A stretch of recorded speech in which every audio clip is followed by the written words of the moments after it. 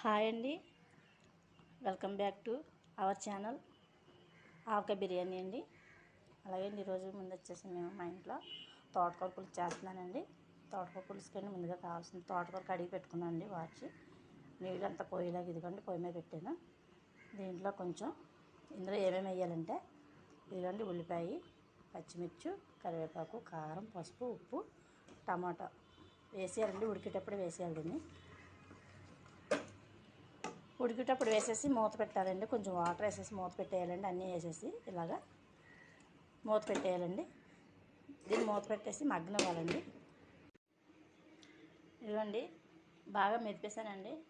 మెదిపిన తర్వాత చింతపండు పులుసు వేస్తున్నానండి. తోటకూర ఉడికిన తర్వాత మనం కొద్దిగా వాటర్ వేసుకోవచ్చండి కాలితే. ఇదిగోండి ఉడికిపోయింది తోటకూర పులుసు. తాలింపు వేసేసుకోవచ్చండి.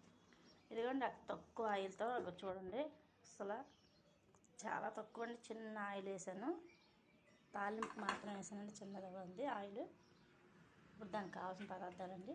తాలింపుకి మినప్పప్పు అండి, ఆవాలు, మెంతులు, ఎండుమిర్చి, కరివేపాకు, జీలకర్ర, వెల్లుల్లి అండి.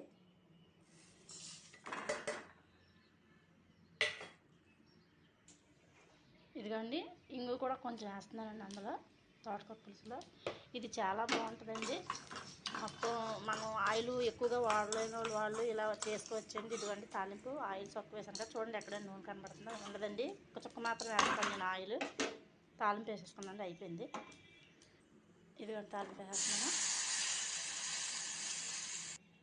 అతి తక్కువ ఆయిల్తో తోటకూర పులుసు రెడీ అండి. మీకు కనుక నచ్చితే లైక్ చేయండి, షేర్ చేయండి, సబ్స్క్రైబ్ చేయండి ఫ్రెండ్స్.